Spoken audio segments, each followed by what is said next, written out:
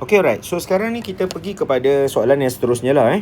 A region R is bounded by curve Y sama dengan, kalau kita expand dia akan jadi Y sama dengan X squared tolak 4 lah, 4X dengan straight line Y sama dengan 3X. Okay. So Sazman dah banyak kali berulang-ulang kali ajar macam mana nak sketch kan yang melibatkan macam ni. Baik.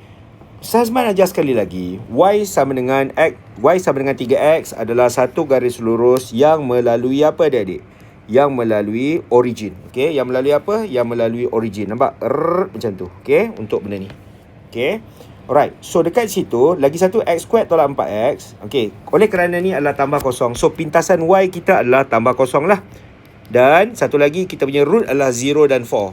Sebab kita boleh buat factorization yang ni tadi adik-adik kan. Kalau U samakan dengan 0, X sama dengan kosong dan X sama dengan 4 lah. Sebab X tolak 4 sama dengan kosong, X sama dengan 4. Adik belajar masa PT3 dulu ingat tak? So dekat sini kita punya graf akan jadi macam mana adik-adik? Kita punya graf akan jadi macam ni, tengok dia akan jadi macam ni. Okay, alright.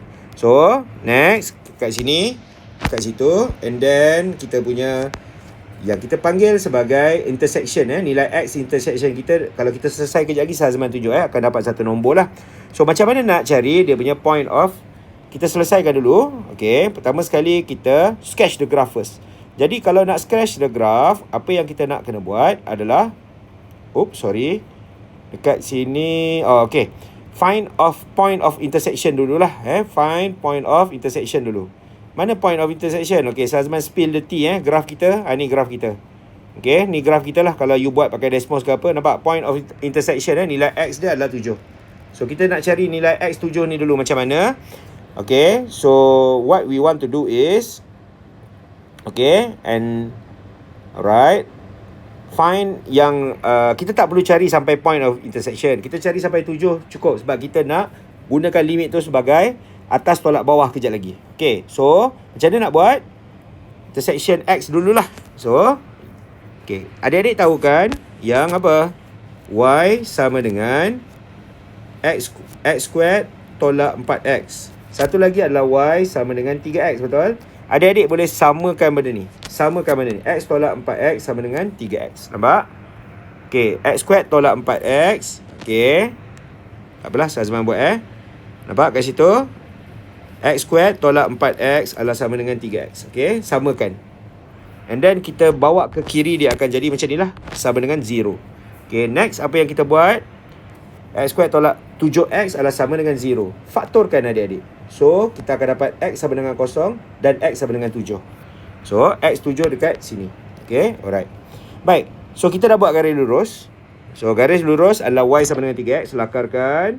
Nampak? Adik-adik lakarkan yang ini. Okay, satu lagi adalah apa? Adalah graf lengkung tu, iaitu kuadratik. Kan Sazman dah tunjuk kat atas tadi kan? Yang ni. Okay, yang ni. Baik, point of, okay, tadi tu macam mana adik-adik dapat ini adalah 0 dan 4? Macam mana tahu? Ni adalah 0 dan ni adalah 4. Kita dapat tahu daripada apa? Pemfaktoran. Nampak tak? Pemfaktoran ni. Yang ni semua U samakan dengan 0. So, U akan dapat X 0 dan maafkan saya, yang atas tadi, yang atas tadi kita awal-awal tadi kan, X adalah X tolak 4, U samakan dengan 0. Okay, untuk kuadratik sajalah so X 0 dan X 4. Okay, jangan keliru dengan point of intersection tadi so 0 dan 4. Okay, done. Okay, next kita boleh lakarlah yang hijau ni, sebab you tahu dia adalah 0 dan 4. Okay, alright, point of intersection dia adalah 7. Jadi sekarang kita nak buat apa adik-adik? Kita nak buat dia punya area lah. Kita nak buat dia punya area. Okay, so lakar graf dah settle? Dah. Lakar graf dah settle. Okay, alright, so dah settle alright, jadi sekarang ni kita nak buat dia punya operasi. Yang merah, nampak? Sazman buat yang merah. Nampak? Yang merah, pink lah, yang pink tolakkan yang hijau Petronas. Atas tolak bawah adik-adik. Jadi kita akan pergi kepada keadaan 3X tolak X dalam kurungan X tolak 4 del X. Okay, yang ni. Okay, yang ni Okay, so 3X tolak X squared tolak 4X. Okay, alright. So 3X tolak X squared tambah 4X. So dia akan jadi 7X tolak X squared. Okay, atas tolak bawah adik-adik Okay, then kita akan dapat this situation. Masukkan sub. Adik-adik sub. So sub macam tu. Kita akan dapat 343 per 6 unit square. Nampak? Bila dalam exam PSPM, adik-adik sub penuh lah. Sub full. Okay. Dan tolak kosong jangan lupa. Tolak kosong. Kenapa? Kat sini semuanya you all masukkan. Kalau kosong, 0/3 lah. Dia akan jadi 0/2 bagi 0/3. Okay. Alright. Yes.